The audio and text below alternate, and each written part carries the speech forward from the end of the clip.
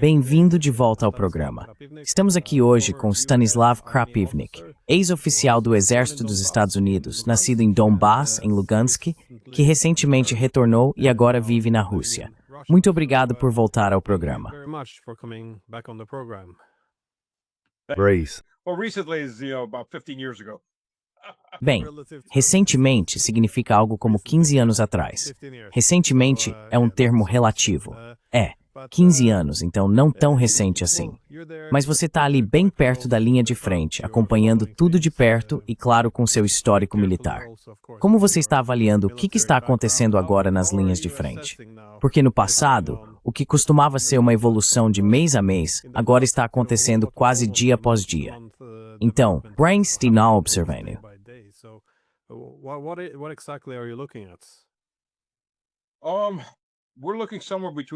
Estamos vendo algo entre o momento de 1917 com o Exército Imperial Russo e o momento de 1918 com o Exército Imperial Alemão, e veremos para que lado isso vai. Por que estou dizendo isso? Há duas diferenças. Em 1917, o Exército Imperial Russo entrou em colapso moralmente. O governo provisório que derrubou o czar, os liberais que derrubaram o czar, criou esses sindicatos de soldados que podiam votar contra qualquer ordem recebida de seus oficiais superiores. Então houve caos na frente russa. Algumas unidades simplesmente largaram as armas e foram para casa, outras lutaram apenas de forma defensiva, e outras permaneceram e continuaram tentando avançar. Já o exército alemão, em 1918, simplesmente se desintegrou totalmente. Eles apenas foram embora, voltando em massa para casa.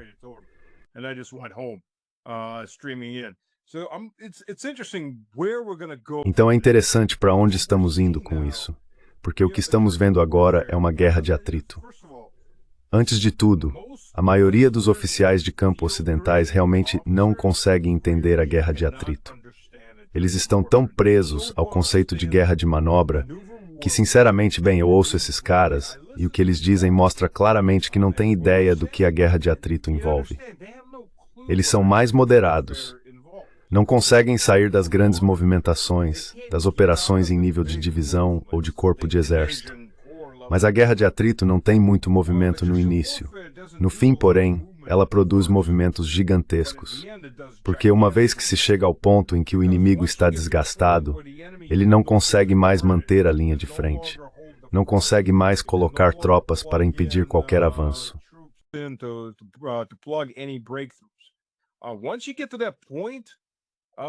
Quando você chega a esse ponto, é isso. Então começam os grandes avanços e os colapsos em larga escala. E nós já vimos isso. É como aquelas pequenas bolas de neve descendo a encosta da montanha. No começo, nada demais. Mas agora há muita poeira e neve descendo, e isso é sério, porque você percebe que é uma avalanche. Ainda não é uma avalanche completa, mas é uma avalanche. E nós estamos na base dessa montanha, e tudo isso vai desabar sobre nós. É isso que estamos vendo agora. Quero dizer, veja, Gulaipoli é um exemplo perfeito. Por 2 anos, as tropas russas não conseguiram chegar a Gulaipoli. Por quê? Porque Gulaipoli fica em um terreno elevado, cercado por áreas baixas. São planícies abertas e campos agrícolas fáceis de atingir com disparos.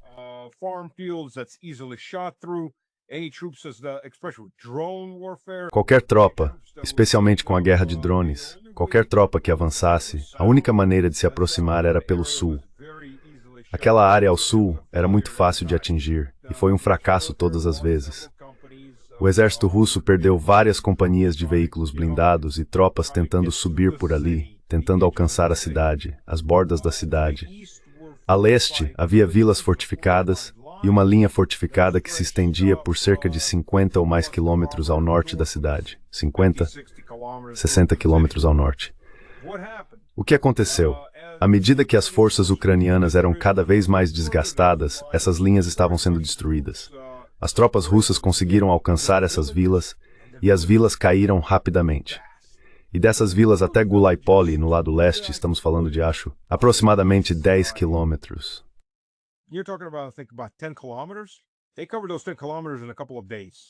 Eles percorreram aqueles 10 quilômetros em alguns dias, e em seguida começaram a cercar a cidade pelo leste. Agora há uma longa linha de fortificações pesadas que se estende por cerca de 50 ou 60 quilômetros ao norte da cidade. O que as forças russas fizeram? Elas contornaram, porque ao norte disso não havia fortificações. E a linha ucraniana era tão fina que não conseguiu impedir as forças russas de romperem pelo norte. Então, elas entraram pelo norte, depois se viraram e começaram a avançar para o sul, destruindo aquelas fortificações, porque agora estavam atrás da linha. Sim, claro, fique nas suas trincheiras, você é um homem morto. Ou você foge ou se rende, porque há tropas russas vindo de 3 direções.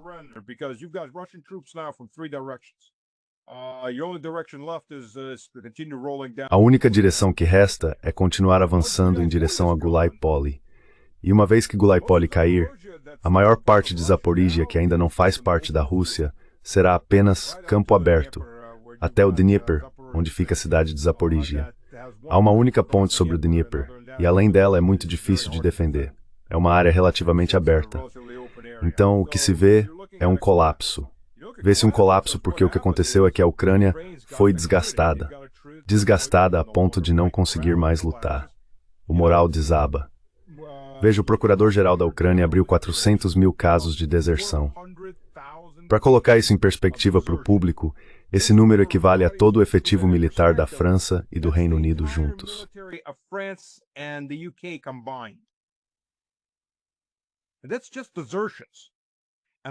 Isso é apenas deserção. E muitas dessas deserções, e aqui está o ponto principal, são de veteranos. Veteranos que estão lutando há 1 ano, 2 anos, alguns há 3 ou mais. Mas eles perceberam o seguinte: eu vou deixar este campo de batalha de uma de 2 maneiras. Ou vou sair daqui como um cadáver e acabar sendo recolhido em um saco de corpo, ou vou sair numa maca. É assim que isso termina para mim. Sabe de uma coisa? Obrigado. Tô pegando meus soldadinhos do tanque de areia e indo para casa. Que se danem todos vocês. E há dezenas de milhares deles indo embora. Então o que dá para dizer sobre os outros caras que foram simplesmente arrastados da rua à força?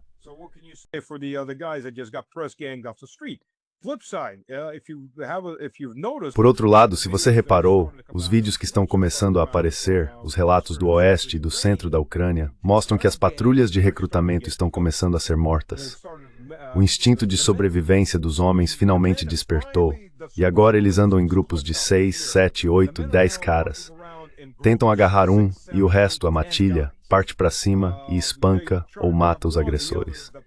Já houve incidentes assim. Teve um cara, um bandeirista, andando pela rua. Um bandeirista da patrulha de recrutamento o chamou: "Mostre seus documentos." Nem pensar. O sujeito tenta segurar o braço de alguém e o primeiro puxa uma faca e enfia na garganta dele. Fim da patrulha.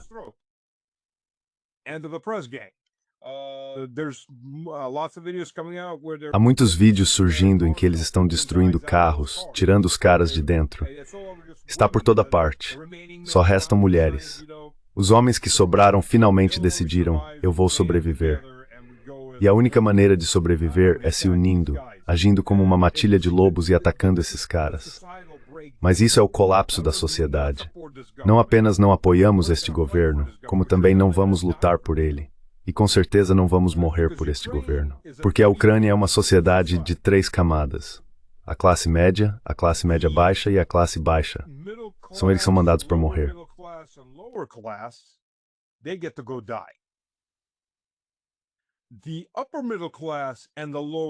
A alta classe média e a baixa classe alta morrem. Aliás, o motivo pelo qual essas gangues de recrutamento no passado permitiam ser filmadas enquanto espancavam as pessoas, quebravam seus braços, literalmente as matavam de tanto bater se resistissem o bastante, é porque isso é propaganda. Tipo, veja o que vai acontecer com você. Ou então você pode vir aqui e me dar $10.000 e eu escrevo um pequeno papel branco, um formulário dizendo que você não está apto para o combate. Esse é o seu passe de saída da prisão. Mais 5.000, na verdade acho que agora está em 20.000, 25.000, você sabe, inflação. Então essa classe de pessoas paga para sair e depois cai fora da Ucrânia.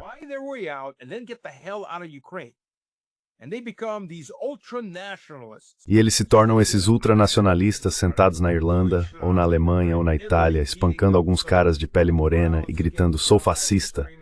O que aliás realmente aconteceu, 2 vezes. Havia uma gravação em vídeo lá em 23, caras gritando, sou fascista. Ótimo, vocês são todos fascistas. Que maravilha. Onde vocês estão? Tão longe da linha de frente quanto possível. Sim, esses são os caras que gritam, vamos lutar até o último grão aqui, porque não tem nada em jogo. Eles não estão lá. E então você tem as elites no topo, são elas que estão festejando em Malibu.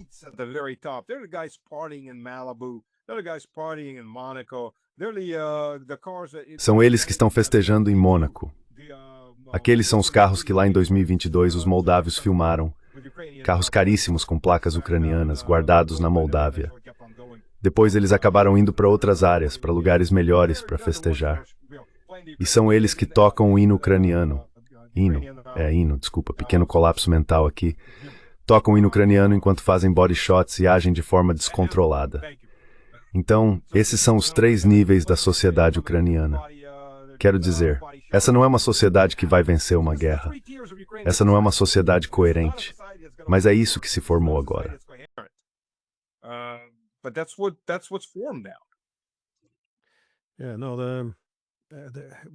Sim, mas também acho que o jogo meio que acabou agora que está evidente que a guerra está sendo perdida. A única questão é se ela será perdida rapidamente ou lentamente, com mais baixas. E você vê muita retórica realmente preocupante vindo da Europa agora. Coisas como, bem, enquanto os ucranianos estiverem lutando, eles vão distrair os russos. Ou, quando o chefe da inteligência alemã disse, precisamos que os ucranianos continuem lutando por mais alguns anos para que possamos preparar uma dissuasão e defesa adequadas.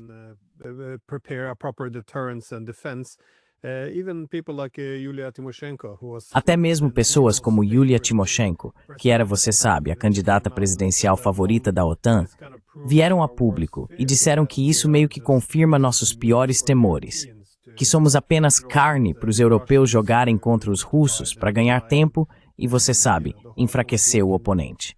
Quero dizer, pelo amor de Deus, até o próprio Zelensky disse isso lá em março de 2022, que muitos países estavam incentivando a Ucrânia a entrar em uma guerra longa em vez de aceitar o acordo de paz, porque assim poderiam enfraquecer um rival estratégico. E eles queriam isso mesmo, que isso significasse destruir a Ucrânia.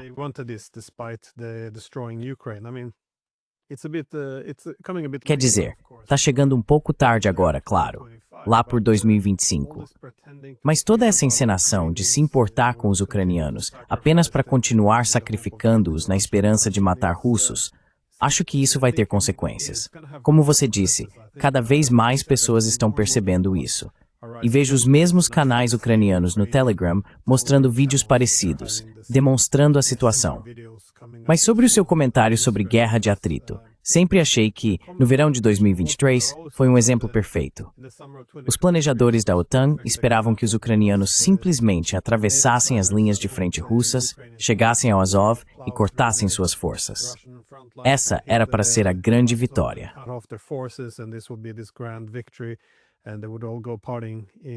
E todos eles iam festejar na Crimeia. Mas então, é claro, eles estavam travando uma guerra de atrito e você via as baixas em massa aumentando do lado ucraniano. Gradualmente, suas capacidades de combate foram diminuindo. Então sim, a guerra de atrito é bem diferente. Mas, à medida que entramos nas fases finais, sabe, é difícil imaginar isso simplesmente se encerrando. Parece haver muitos incentivos agora para lutar, para escalar, para tentar salvar a situação. Quero dizer, ouvimos cada vez mais conversas sobre a necessidade de talvez enviar tropas, ajudar os ucranianos. Todas essas coisas vindas especialmente dos britânicos, mas também cada vez mais dos alemães. O que você acha disso? Você acha que os europeus vão entrar nessa guerra?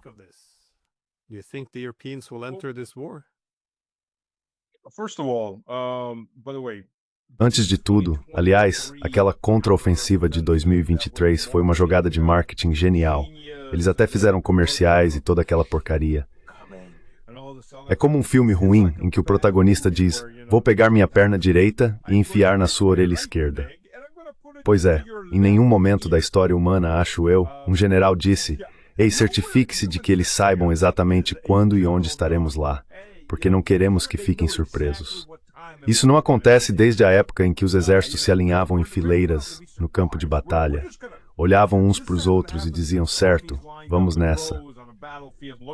A questão é que você não quer dizer ao outro lado onde concentrar forças, porque é exatamente lá que você vai estar. Mas eles fizeram isso. E quando foram enviados, sabe, essa tendência do lado russo de dizer, as táticas da OTAN não funcionam.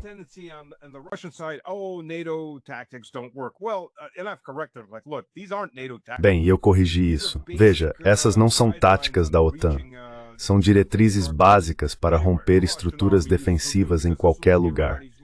O exército russo também as usa, porque todos aprenderam que esse é o melhor método. Mas o problema para os ucranianos era que, para completar o que precisavam fazer, eles tinham que ter pelo menos paridade aérea, se não domínio aéreo, além de sistemas antiaéreos suficientes para manter a aviação inimiga afastada. Muito mais recursos de engenharia e superioridade em tubos de artilharia. A superioridade em tubos e foguetes de artilharia permitiria suprimir a artilharia inimiga e suas posições de tiro enquanto tentam atravessar o campo de obstáculos que foi preparado para eles.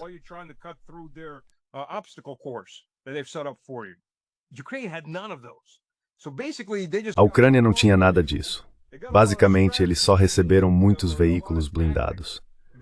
Faltava muita estratégia, ou muitas táticas que perdiam pontos-chave e foram enviados para morrer.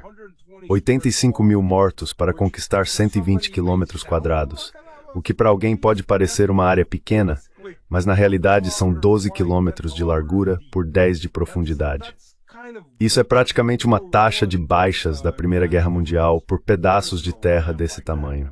Quero dizer, é uma área minúscula para perder 85 mil mortos e não sei quantos feridos. Você calcula cerca do dobro de feridos. Então, a partir desse ponto, o que os europeus farão?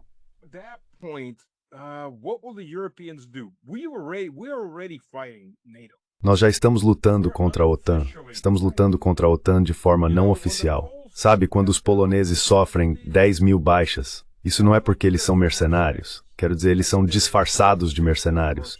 Mas são batalhões inteiros que de repente vão como mercenários e depois voltam e voltam a servir.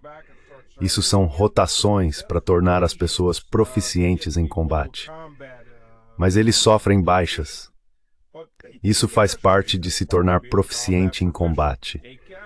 Você sofre baixas, leva tiros. Os finlandeses estão fazendo isso também. Quando de repente 2.000 finlandeses deixam o exército da Finlândia, que já não é tão grande assim, ter 2.000 homens saindo de uma vez, e você vê isso em diferentes países europeus.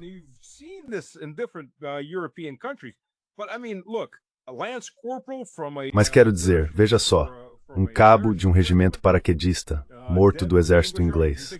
Você acha que ele é o único lá? Não funciona assim. Ele não é um desertor, não é um instrutor. Então que diabos ele é? Ele é um soldado de linha. Bem, se há um cabo, então em algum lugar há um sargento, e há um monte de soldados rasos, e provavelmente alguns oficiais. Pode haver um batalhão inteiro lá lutando, pelo menos um elemento de nível de companhia. Sabe? Então sim, estamos lutando contra a OTAN como ela é. Já estamos em combate com a OTAN. A OTAN só não levantou suas bandeiras. Macron. Esse é um dos problemas com Macron. Macron vai ter que explicar centenas de franceses mortos, sejam eles legionários franceses ou, bem, legionários franco-russo-ucranianos.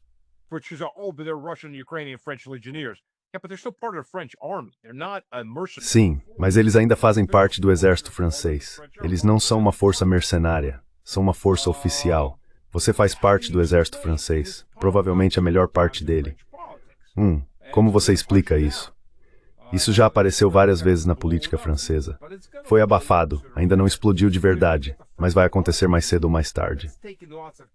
Se o exército francês está sofrendo muitas baixas, dá para meio que varrer o resto dessas baixas para debaixo do tapete, junto com as outras, e esconder seus planos nefastos de mandar franceses para morrer. Planos que estão em vigor há 4 anos. Quer dizer, você vê generais franceses, com mais de 70 anos, que saem para caminhar nas montanhas e caem em um desfiladeiro. Sabe, muitos acidentes de carro envolvendo oficiais da OTAN, quedas de avião, quedas de helicóptero.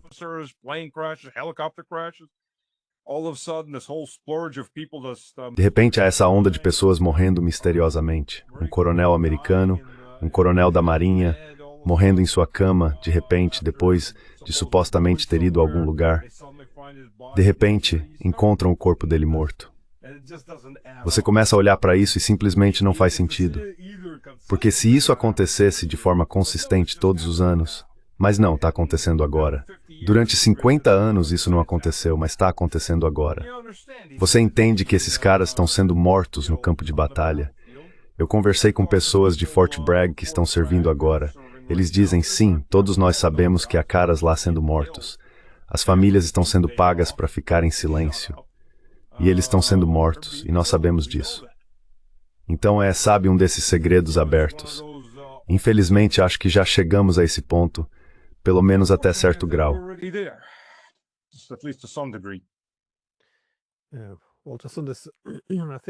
Acho que um dos erros de cálculo da contraofensiva de 2023 foi que, em certa medida, a OTAN acreditou na própria propaganda. Na guerra tradicional, o território não é o mais importante. O essencial é desgastar o adversário.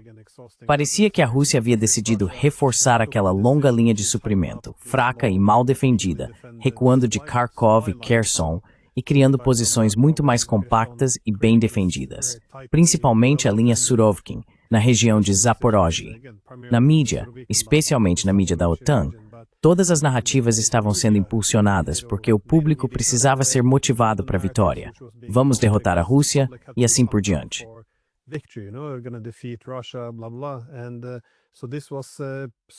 Então isso foi vendido como uma derrota, como uma vitória, porque todos diziam, bem, olha o mapa, os russos estão fugindo.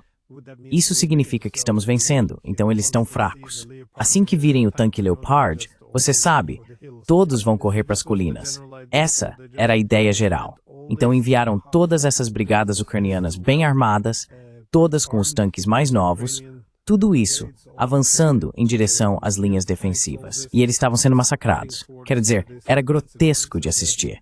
Lembro-me de ter dito na época, isso é a pior coisa que eles podem fazer. O que eles estão fazendo?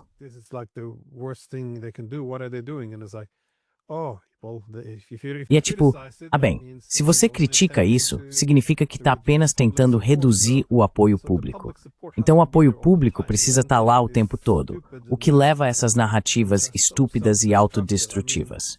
Quero dizer, em 2023, você teve até generais ucranianos aparecendo no Washington Post, dizendo que não queriam fazer isso, que sabiam que seria um desastre. Mas sabe, os americanos estavam dizendo, bem, vocês têm que fazer. Então, novamente, é aí que as decisões estavam sendo tomadas. Mas eu queria te perguntar, por que você passa muito tempo lá perto da linha de frente?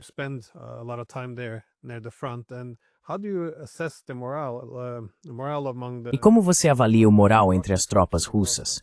Porque uma suposição fundamental era que enquanto os ucranianos lutavam por sua pátria, o moral dos russos começaria a cair à medida que a guerra avançasse, já que eles eram os agressores. Supunha-se que seria apenas uma guerra por território, pelo poder, então o moral deles despencaria. Mas toda a suposição de que os russos veriam isso como uma ameaça existencial foi descartada como propaganda barata. Acho que as pessoas também negligenciaram como os próprios russos se sentiam lá. Então, não tenho certeza de quanto você conversou com soldados russos, como eles veem essa luta e como está o moral entre eles.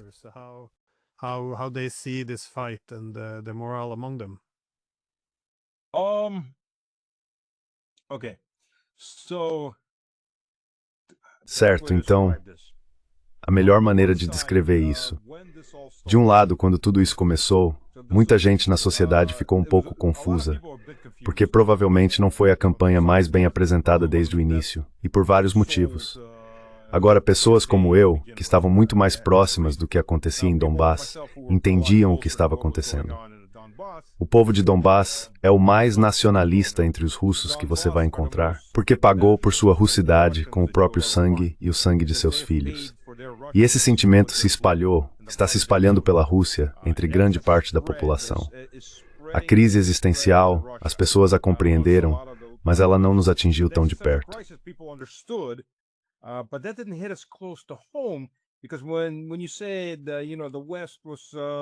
Porque quando você diz que o Ocidente viu os ucranianos lutando em defesa de sua própria terra e os russos como invasores, para os russos, esta é a pátria deles.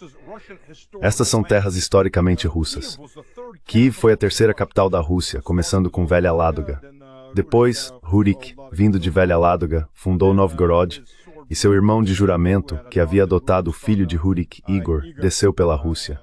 Oleg desceu e capturou Kiev, que fazia parte do Império Khazar, o vassalo mais ocidental desse império. E tudo isso é terra historicamente russa, e tem sido assim por bem mais de 1000 anos. Essas províncias orientais são absolutamente terras russas.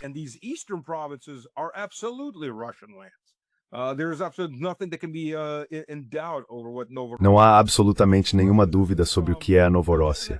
Para os russos, isso se tornou não apenas uma crise existencial, é uma luta pela pátria. Esta é terra russa. Isto é pela Santa Rússia. E não se esqueça, há muitas unidades cossacas e muitas unidades de voluntários cristãos ortodoxos que se formaram e ainda estão recrutando e construindo comunidades. Eles entram com o emblema de Cristo, o rosto de Cristo em uma bandeira, ou anjos, ou algo do tipo. Quero dizer, eu mesmo tenho um emblema assim. Eles vão para lá e é pela Santa Rússia. Sabe, estamos lutando pela ortodoxia.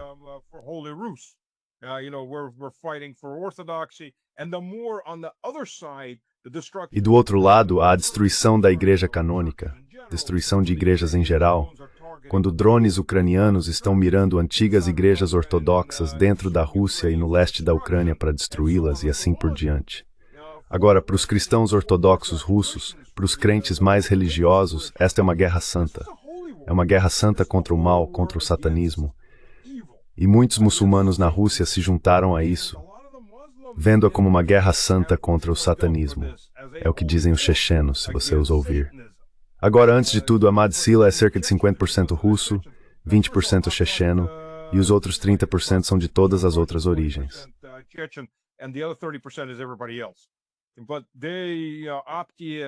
Mas eles, Optia e outros, disseram a mesma coisa. Isto é uma guerra santa.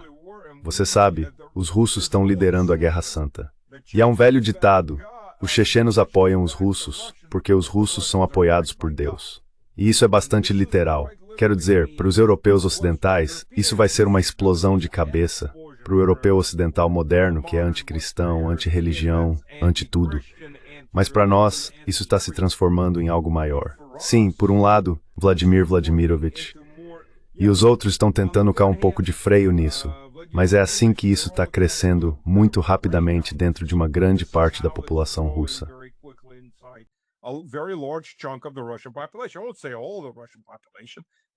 Eu não diria toda a população russa, nunca serão todos. Mas o que aconteceu na mentalidade russa, algo que já começava a se formar e agora se acelerou, é essa percepção. Espere um minuto, nós não somos europeus, somos uma civilização própria. Sempre fomos assim. E o pêndulo russo balança para os dois lados. Ou todo mundo se torna um ocidentalófilo, e não importa. Sabe, se um ocidental trouxer um pedaço do seu próprio lixo do banheiro até você, vão dizer, é dourado porque vem do ocidente, até o lixo é sagrado. Aí o pêndulo balança para o extremo oposto, e se alguém trouxer uma cura do ocidente, é satânica e maligna. O pêndulo sempre oscilou dessa forma ao longo da história russa.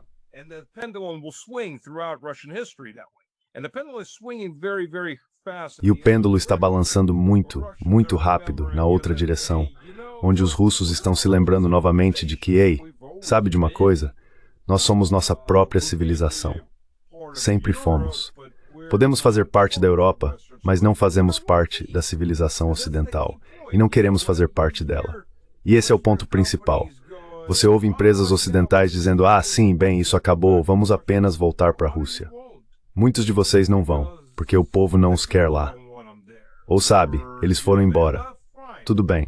A Chevron e a Exxon tentaram voltar e me disseram pessoas que participaram de algumas dessas negociações que o governo lhes disse, nós realmente não queremos esses caras de volta. Não precisamos deles e não os queremos. Essa era acabou. Está encerrada. E tudo isso faz parte dessa formação.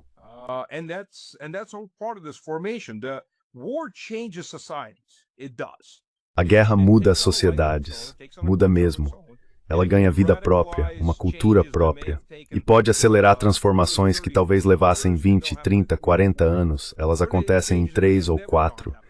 Ou mudanças que talvez nunca tivessem ido tão longe acabam indo muito mais além. E aqueles líderes europeus que acham que quando tudo isso acabar, tudo voltará ao normal, não vai.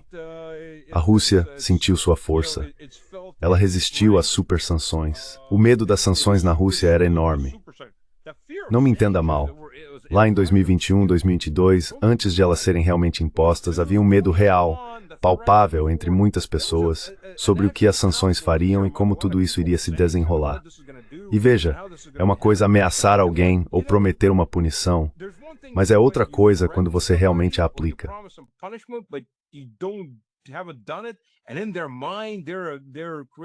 E na cabeça deles estão imaginando cenários muito piores.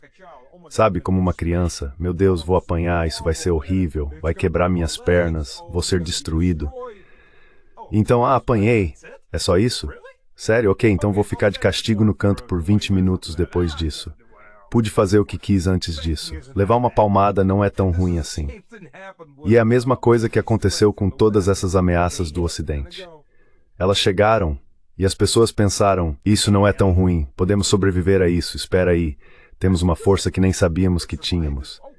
E sabe, no 20º pacote de sanções, as pessoas apenas riem.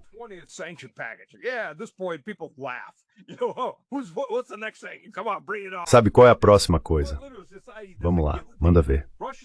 A sociedade literalmente não dá a mínima. A sociedade russa não dá a mínima para as sanções ocidentais. Podem trazer mais 50 pacotes, a gente simplesmente não se importa. Esse é o nível a que chegamos. Não há medo das sanções. E a maioria das pessoas, sabe, muitos dos caras que eu até achei que poderiam deixar a Rússia, não foram embora. E eles dizem, se declararem guerra, sim, eu vou lutar. Não vou me voluntariar antes disso. Mas se eu tiver que lutar, eu vou lutar. Se virar uma declaração de guerra, claro, não vou sair. Isso mudou seriamente a mentalidade da sociedade.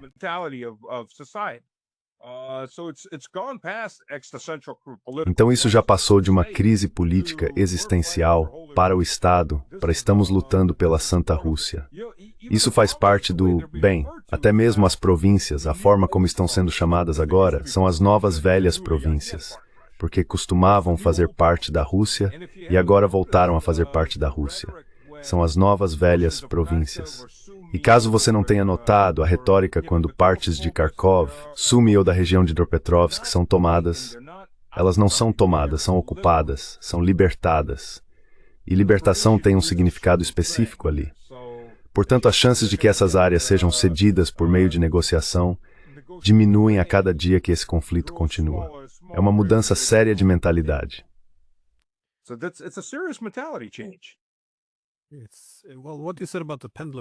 Bem, o que você disse sobre o movimento pendular? Isso é algo comum na história russa. Ele oscila para o Ocidente e para o Oriente. Mas muitas vezes, o que incentivava o movimento em direção ao Ocidente era que nos últimos 300 anos, pelo menos, desde Pedro o Grande, a ocidentalização ou europeização da Rússia sempre esteve associada à modernização e ao desenvolvimento econômico. Ou seja, se você quer se desenvolver, precisa se tornar mais europeu, essencialmente. Essa também é a revolução cultural de Pedro o Grande. Mas agora isso é algo bastante singular, porque esse conflito está acontecendo ao mesmo tempo em que ocorre a ascensão do Oriente e da China, com a Rússia e outros países desenvolvendo essa nova arquitetura econômica. Portanto, a Rússia não precisa mais olhar tanto para o Ocidente em busca de desenvolvimento econômico.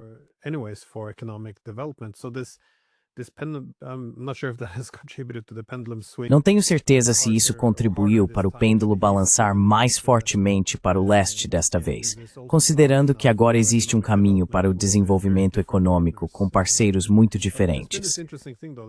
Mas houve algo interessante que vi em alguns relatórios ucranianos. Havia discussões sobre o que fazer com os prisioneiros de guerra que eram ucranianos. Porque muitos dos soldados russos capturados entre os prisioneiros de guerra são, na verdade, ucranianos, ou pelo menos ex-ucranianos, de Donbass. A discussão era sobre o que fazer. Devemos entregá-los à Rússia, porque tecnicamente eles são nossos? Esse era o argumento.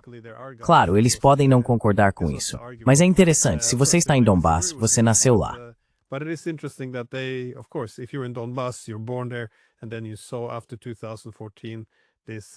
E então você viu depois de 2014, esses militantes recrutados das partes ocidentais da Ucrânia, muitos dos tipos Azov e Bandera, aparecendo em Donbass. É difícil, acho, dizer a eles que eram os defensores. Então eu entendo por que a narrativa que muitas vezes é divulgada aqui na mídia não é tão simples quanto deveria ser. Além disso, eu conheço o ex-assessor de Zelensky, Alexei Arestovich. Ele não é muito consistente, às vezes é meio confuso, mas ele reconheceu que, do ponto de vista estratégico, proibir a língua russa e perseguir a Igreja Ortodoxa não foram movimentos muito inteligentes. Eles acabaram alienando um grande número de seus próprios cidadãos, que então não sentiram realmente que Kiev estava lá para ajudá-los, mas sim que eram o alvo.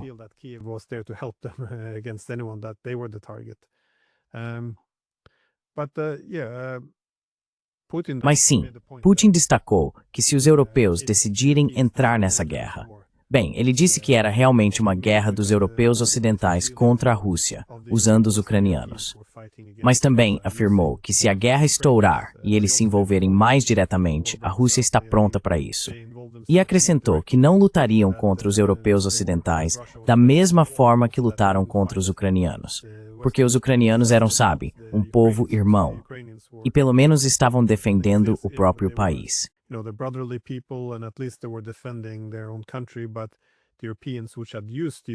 Mas os europeus que haviam usado os ucranianos seriam tratados de forma muito diferente. Você entende como isso funcionaria? Quero dizer, isso se transformaria numa guerra de atrito se os europeus entrassem? Porque eu acho que o cenário ideal do ponto de vista ocidental é o controle total da escalada, em que você simplesmente envia a quantidade de tropas que quiser, seja para lutar na Ucrânia ou levar a guerra até a Rússia. Mas a suposição, eu acho, é que ela seria travada de uma maneira semelhante. E é isso que Putin tentou isso.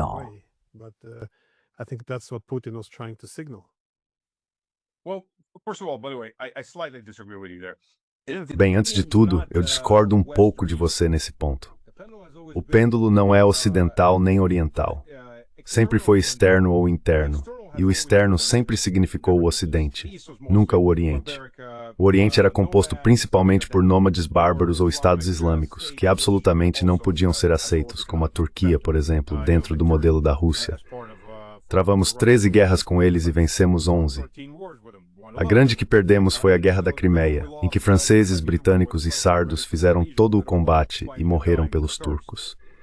O movimento atual não é em direção ao Oriente culturalmente, é para dentro, em direção à Rússia, como Estado, nação e civilização. Paralelamente a isso, porém, há um avanço econômico oriental.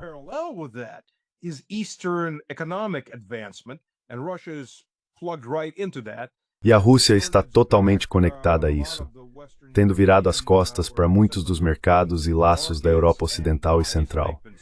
Eles foram rompidos, principalmente pelos próprios europeus. E a Rússia se conectou rapidamente em outros lugares. Não podemos esquecer que a Rússia tem algo entre a quarta e a quinta maior base industrial do mundo. A Rússia é uma potência manufatureira enorme e está sendo reindustrializada muito rapidamente. Eu vi muito desse processo de reindustrialização acontecendo. A renovação de enormes fábricas. Algumas dessas fábricas têm áreas de produção de 30 a 50 mil metros quadrados. Quero dizer, são prédios enormes, cheios de equipamentos. Isso começou lá em 2006 e vem acelerando de forma constante. E isso contribuiu muito para acelerar ainda mais. Na verdade, Trump Jr. comentou, ele estava falando sobre todos os ucranianos ricos em Mônaco.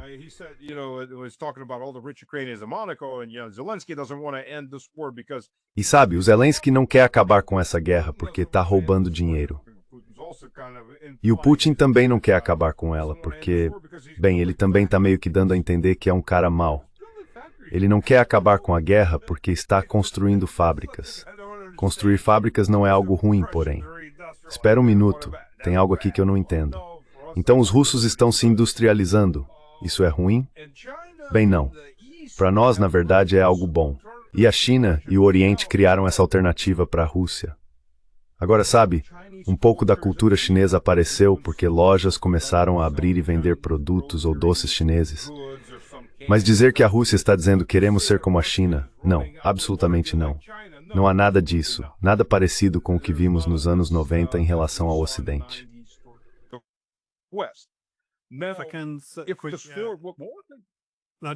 Eu só quero dizer que concordo com você, porque se voltarmos ao período de Pedro, o Grande, com toda a ideia de refazer a Rússia como um país europeu, mudando a língua, o alfabeto, a barba, o código de vestimenta, a cultura, a literatura, quero dizer, esse era o objetivo.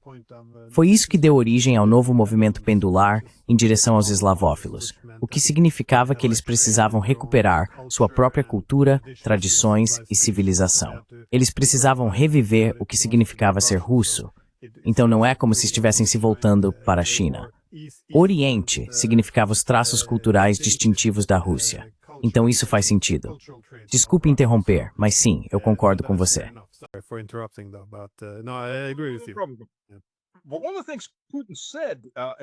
Uma das coisas que Putin disse aos europeus foi: não pensem que vamos lutar com vocês da mesma forma.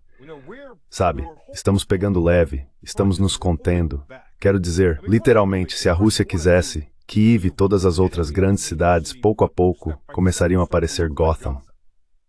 Ok, um exemplo rápido para o público. Estatísticas oficiais da ONU dizem que cerca de 14 mil civis foram mortos na Ucrânia neste conflito. Claro, o que não dizem é que a maioria desses civis está do lado russo, porque todos são contados como esse número ambíguo de ucranianos, mesmo que não se considerem ucranianos. Mas enfim, 2 milhões de ucranianos mortos, e a OTAN, e mercenários, e o que mais for.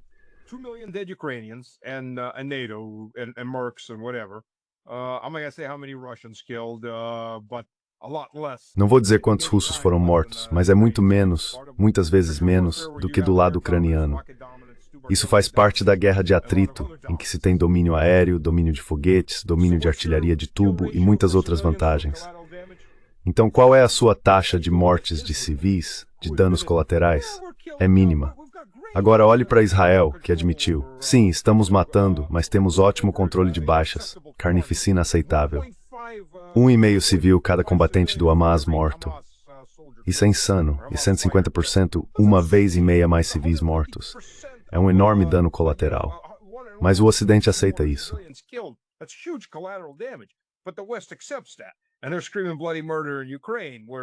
E eles estão gritando assassinato em massa na Ucrânia, onde a Rússia está fazendo tudo o que pode para não matar civis. Você vê 400, 500 drones e foguetes voando, e o que acontece? 4 ou 5 pessoas morrem, normalmente por estarem no lugar errado na hora errada, ou por algo cair em suas cabeças porque a artilharia antiaérea posicionada bem no meio da cidade derrubou alguma coisa. E você sabe, a gravidade ainda funciona. Ninguém liberou a Ucrânia das leis da física. O que sobe tem que descer. Pelo menos a Terra vai alcançá-lo, dependendo de como você queira interpretar a gravidade. Mas o ponto é que ainda cai na cabeça de alguém. E essa é a taxa de baixas, em comparação com o quê?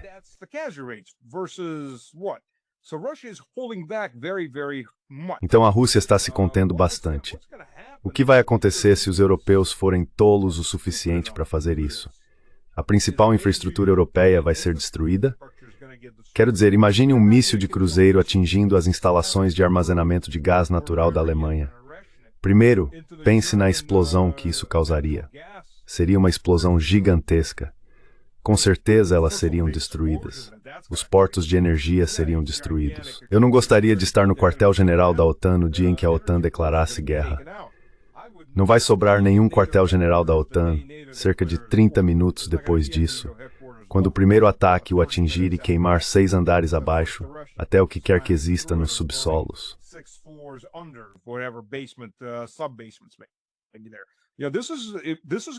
Isso vai ser um nível completamente diferente. E a Rússia tem o armamento. A Rússia está usando menos de 40% de seu poderio militar dentro da Ucrânia. Há mais de 300 mil soldados terrestres posicionados fora da Ucrânia. Eles são rotacionados, os batalhões se revezam, eles ganham experiência de combate, passam 6 meses na linha de frente e depois são substituídos. outra unidade vem para ocupar sua posição, e assim por diante. Eles estão garantindo que todos descansem o suficiente. Tenho amigos que voltaram por um mês aqui, outro ali, para tirar férias, ver suas famílias, e assim por diante.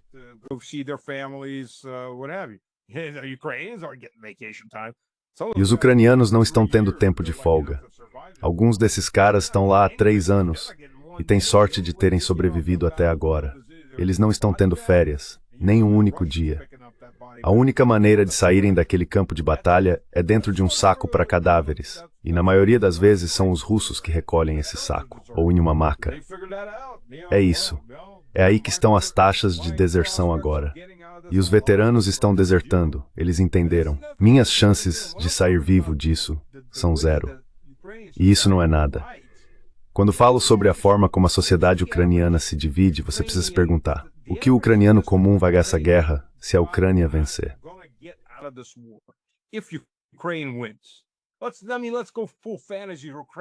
Quero dizer, vamos entrar totalmente na fantasia. A Ucrânia toma Moscou e vence tudo. O que o ucraniano médio ganha com isso? Dívida para as próximas 10 gerações, sistema de saúde pago que ele não pode pagar, sistemas escolares destruídos que ele não pode pagar, sem aposentadorias. Nenhuma das terras, nenhum dos recursos pertence aos ucranianos. A maioria dos oligarcas ucranianos nem sequer é dona dessas áreas mais. É isso. Não há nada pelo que o povo ucraniano deva lutar, eles estão sendo usados. E isso, aliás, acho que é um dos maiores medos, um medo de 2 faces, entre as elites ocidentais. Primeiro, que o soldado ucraniano comum finalmente perceba isso.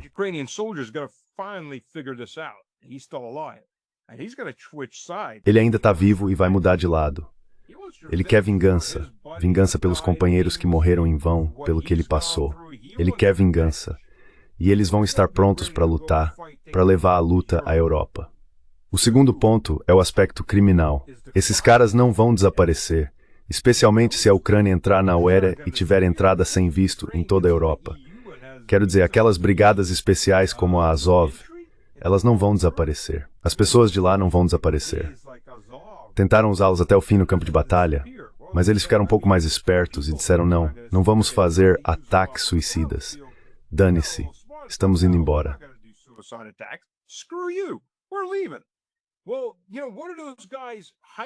Bem, sabe, um desses caras, altamente qualificado, com experiência de campo de batalha, bem armado, o que eles vão fazer?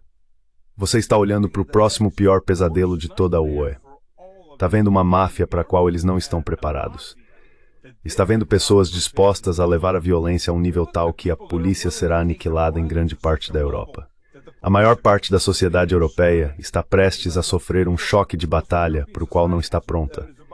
Eles vão fazer os jihadistas islâmicos na Europa parecerem crianças de jardim de infância. Neste momento, essas pessoas estão sendo contratadas pelos jihadistas islâmicos, pelas máfias, pelos nazistas.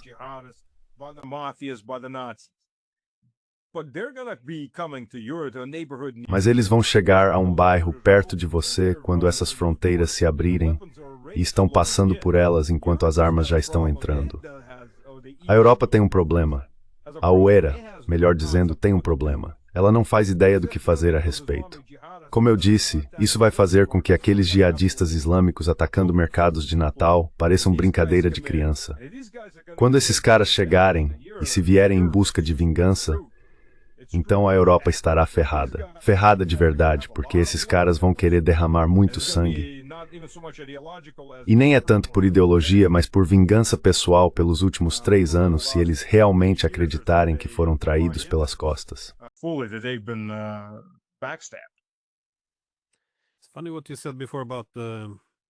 Engraçado o que você disse antes sobre as defesas aéreas, porque na verdade foi, bem, eu mencionei o Arestovich antes, assim que ele caiu em desgraça e perdeu o cargo de principal assessor de Zelensky.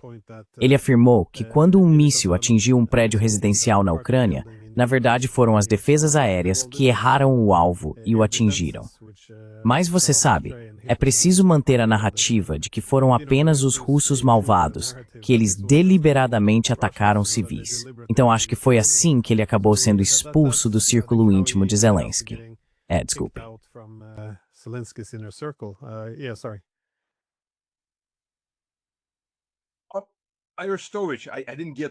Arestovich, não cheguei a falar dele, desculpe. Quando você disse que ele está em uma posição inferior, não é bem assim. Na verdade, ele está voltando às suas origens. Curiosamente, Arestovich, lá nos anos 90, era um nacionalista russo. Ele era o líder da Sociedade Histórica Russa no leste da Ucrânia. O problema era, e isso acontecia com muitos desses caras, alguns deles tipo, não consigo lembrar o nome do jovem que formou o Tornado. Ele já morreu.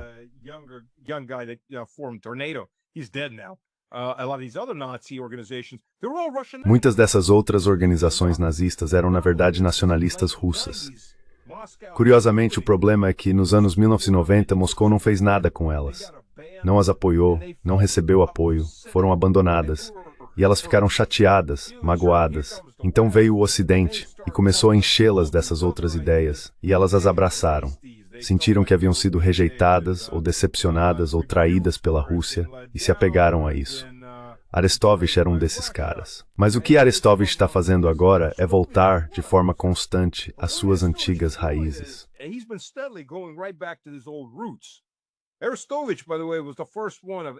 Arestovich, aliás, foi o primeiro, de qualquer pessoa do lado ocidental, a dizer: olhem contra quem vocês estão lutando.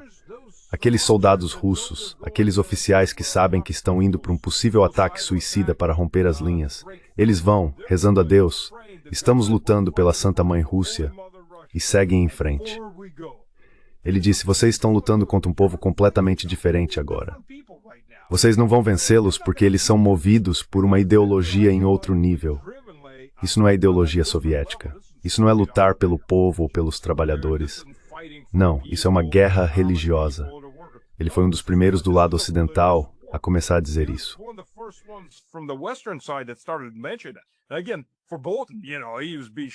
De novo, no caso do Bolton, sabe, ele estava sendo silenciado. Você não pode dizer isso. Você não pode dizer às pessoas que do outro lado é uma guerra santa e nós somos os vilões. Então Arestovich teve que deixar a Ucrânia. E aos poucos ele está indo cada vez mais longe. Quero dizer, ele está dizendo abertamente. Se você não soubesse quem ele é, e ouvisse alguns dos podcasts dele, diria: cara, esse sujeito é um nacionalista russo. Se você ouvir, eu não ficaria surpreso se em 5 anos houver um telejornal noturno com Arestovich em algum canal russo. Para falar a verdade, eu não ficaria nem um pouco chocado. Muita gente tem rido disso, mas sabe, é um tipo de humor mórbido. Isso realmente pode acontecer. Coisas mais estranhas já aconteceram.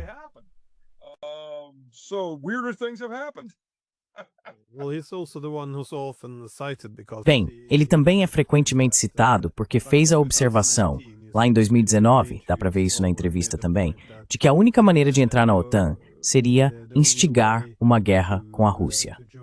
E quando a guerra começou, quero dizer, ele foi excelente em traçar o que poderia acontecer. Ele estava 100% certo sobre para onde os russos iriam, o que eles tomariam. Acertou em cheio. Mas ele estava fazendo um ponto. Então a OTAN entraria e nos ajudaria a derrotar os russos. E isso seria o fim, uma grande vitória. Então esse era o preço que a Ucrânia teria que pagar pela adesão à OTAN, disse ele, em 2019. Lembre-se disso.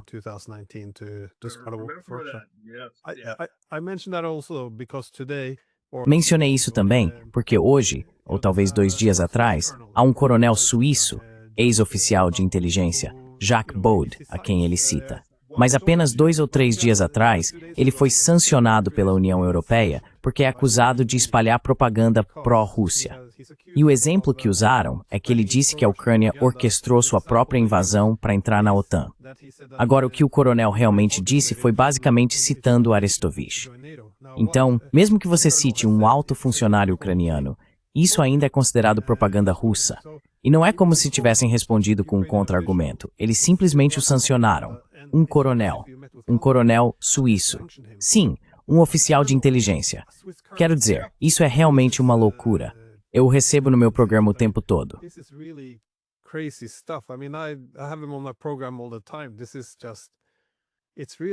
Isso é apenas, está realmente indo longe demais agora, a ponto de não haver nenhuma dissidência.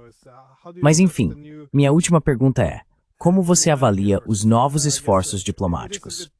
Acho um pouco interessante que Zelensky tenha dito que estão dispostos a tirar a adesão à OTAN da mesa, Quero dizer, por um lado, sim, é claro. Neste ponto, parece óbvio que isso precisa ser feito.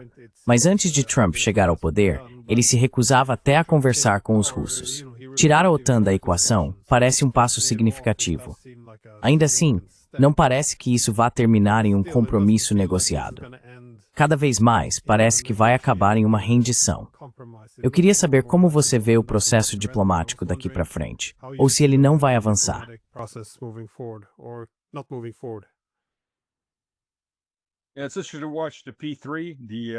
É interessante observar o P3, o pianista do pênis, também conhecido como o duende do narcotráfico ou duende verde, dando um passo para trás.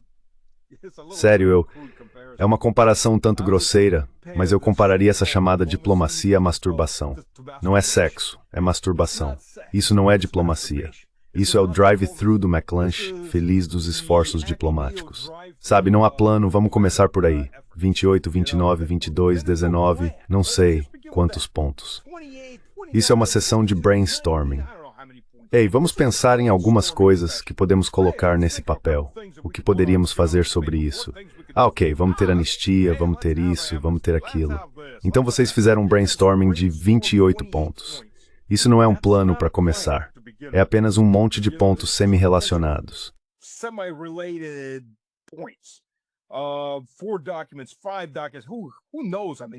4 documentos, 5 documentos, quem sabe quantos. Você sabe, diplomacia exige esforço. Diplomacia significa chegar às causas fundamentais dos problemas e entender quais são essas causas, por que começaram e como contorná-las. Isso é diplomacia. Basta olhar para os americanos. O armistício coreano, bem, a Guerra da Coreia nunca terminou de fato, mas felizmente tivemos 70 anos de armistício. O armistício coreano e o fim das hostilidades levaram 2 anos para serem negociados. A Guerra do Vietnã e a saída americana dela levaram 7 anos de negociações. O combate não parou. O combate raramente para. O problema, é claro, para o Ocidente é que qualquer influência que eles tenham, seja sobre essas oblastes desmilitarizadas de Donetsk ou sobre ceder partes de Zaporizhia e Kherson, baseia-se em 2 grandes problemas.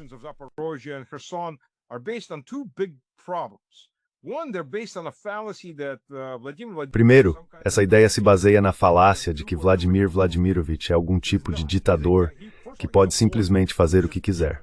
Ele não é. Antes de tudo, ele é advogado. Comecemos por aí. Ele é extremamente legalista. Ele tem uma Constituição. E a Constituição proíbe, em preto e branco. Leiam a Constituição russa, senhoras e senhores do governo europeu não eleito. Preto no branco. Não se pode ceder um único centímetro quadrado do território russo. Ponto final. É um crime passível de impeachment. É isso. Não vai ser cedido. Desmilitarizar a região de Donetsk ou algo do tipo. Para quê? Para transformar em um inferno criminoso onde se pode trazer qualquer número de terroristas e atirar coisas através da fronteira e o que mais quiserem. É óbvio que é isso que aconteceria.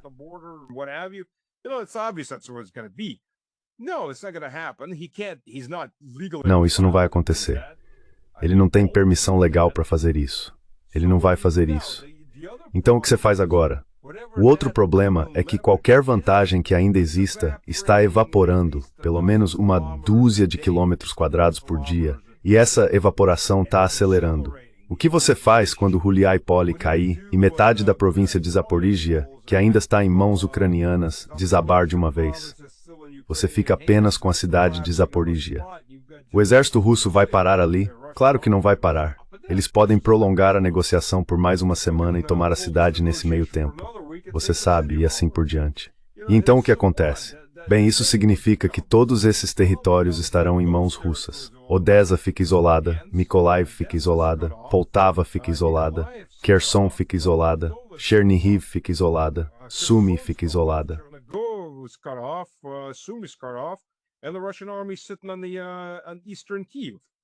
E o exército russo está sentado na quilha oriental, na margem leste do Dnieper.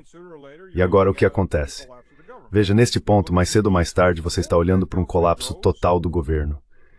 E acredite em mim, no momento em que esse governo cair, os eslovacos, os húngaros, os poloneses, os romenos, os moldávios e os bielorrussos vão todos querer recuperar um pedaço de suas terras.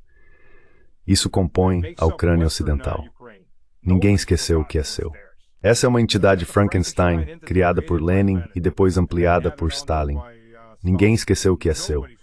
Todos vão voltar para cobrar sua libra de carne, mais juros, juros altos. Quero dizer, talvez não chamem assim, mas veja, os húngaros na Transcarpátia já fizeram um referendo para se unir à Hungria. A Hungria só ainda não aceitou o referendo, mas o referendo já existe.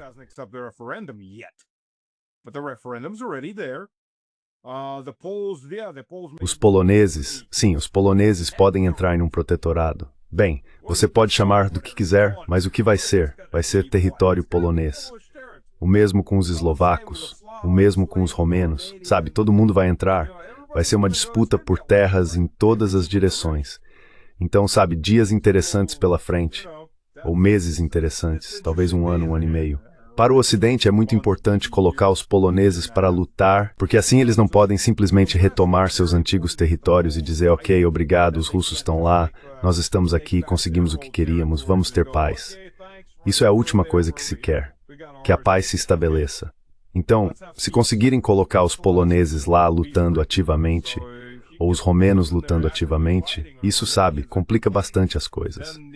Mas veremos, veremos. But we'll see.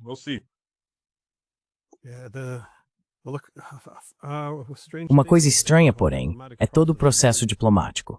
Se você está em Bruxelas e vê a situação piorando cada vez mais, sabe que não é possível negociar a paz da noite para o dia. Como você disse, é um processo longo. Pode levar anos enquanto os combates continuam. Mas ainda assim, eles sabem disso. Ninguém quer conversar com Moscou e, ao mesmo tempo, querem uma interrupção imediata da guerra. Um cessar-fogo, o fim das hostilidades. Então, sem diálogo, mas com o fim imediato da guerra. Esse é todo o processo diplomático. Se tivéssemos conversado nos últimos 4 anos, pelo menos poderíamos ter uma base para um entendimento comum.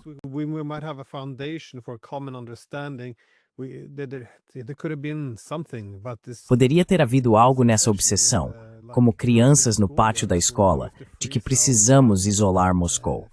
Todo o processo diplomático se perdeu e agora não há mais ninguém para salvar a situação. É realmente a diplomacia, ou não poderia ser um fracasso mais espetacular. E isso você sabe, nestes tempos em todos precisam ser rotulados como pró-isso ou pró-aquilo. Quero dizer, teria sido benéfico para todos que houvesse algum diálogo, apenas para ter um ponto de partida em busca de uma segurança comum. Mas não, realmente não há nada. É bastante extraordinário que isso tenha sido realmente permitido acontecer. Mas aqui estamos. Então, alguma consideração final antes de encerrarmos?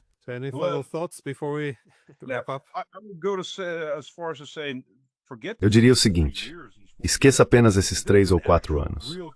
Se tivesse havido uma conversa de verdade, em vez de sermões moralistas e demonstrações de virtude do Ocidente, poderia ter existido uma estrutura moral lá em 1948, certo? Nada disso teria acontecido.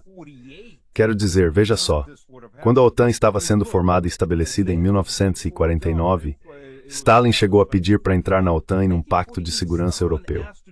Pelo amor de Deus, a Guerra Fria inteira não precisava ter acontecido.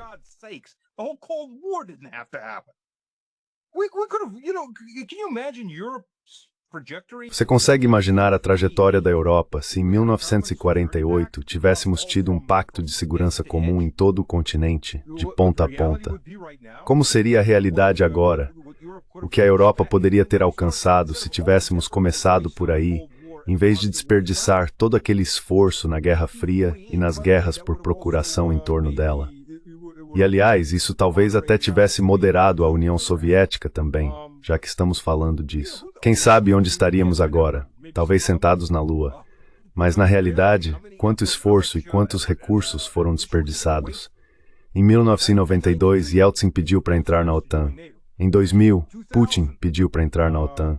Em 2021, Putin propôs negociações diretas sobre um pacto e uma infraestrutura de segurança europeia. E agora estamos em guerra.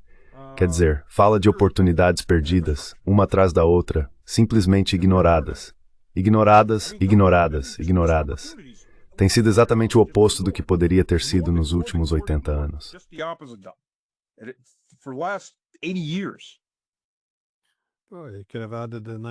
Você poderia ter mencionado 1994. A OSCE poderia ter sido a principal instituição de segurança. A proposta de Medvedev de 2008 para uma arquitetura de segurança pan-europeia. A União UE-Rússia de 2010. Quero dizer, houve muitas propostas vindas de Moscou. Mas então,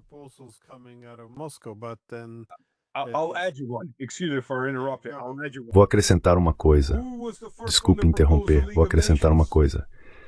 Quem foi o primeiro a propor a Liga das Nações em Helsinki? Nicolau Budo. Então, voltando à Rússia Imperial, eles já estavam tentando criar uma infraestrutura europeia para evitar guerras, para evitar a Primeira Guerra Mundial, que destruiu grande parte da Europa. A Primeira Guerra Mundial poderia ter sido evitada. A Rússia vem insistindo e propondo, se realmente olharmos, há cerca de 140 anos a criação de algo assim. É insano quando começamos a olhar para a história. E como a Rússia tem sido retratada pelo Ocidente? O inimigo, a prostituta, o maligno.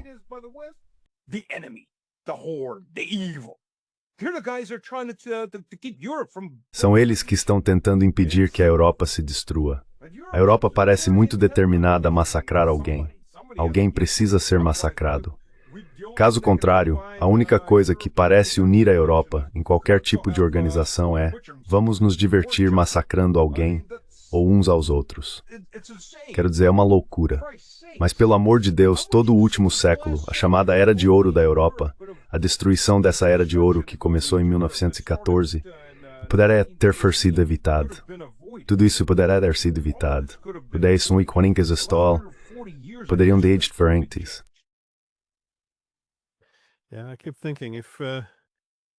Sim, eu fico pensando.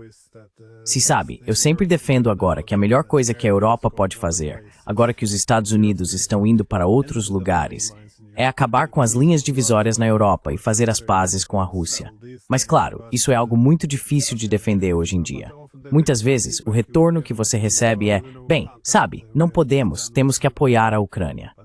Mas foi isso que destruiu a Ucrânia. Quero dizer, se não a tivéssemos transformado em uma linha de frente, a Ucrânia poderia ter prosperado como uma ponte entre a Rússia e a União Europeia. Poderia ter sido. É só que não, é muito deprimente ver como tudo isso se desenrolou.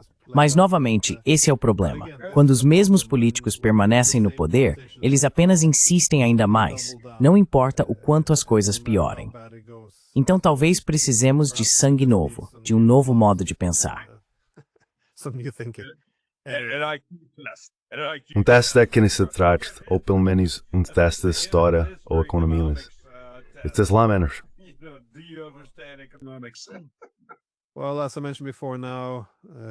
Bem, como mencionei antes, agora o novo pensamento é sancionado. Então este é o novo estado da liberdade na UE. Quero dizer, a reação contra Trump, ou contra a estratégia de segurança nacional dos Estados Unidos, a forma como eles se referem à Europa como autoritária, acho que agora eles o desmentiram ao sancionar seus próprios chefes de inteligência e assim por diante.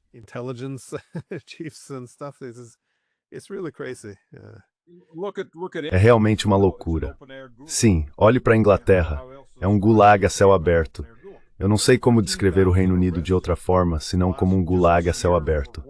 13.000 prisões só neste ano. Por quê?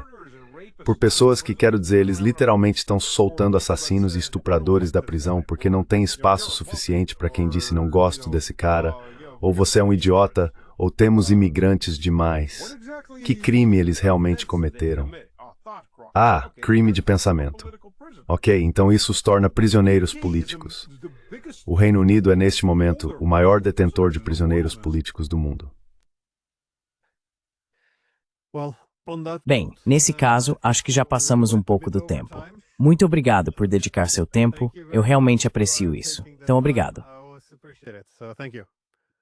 O mesmo. Valeu, João.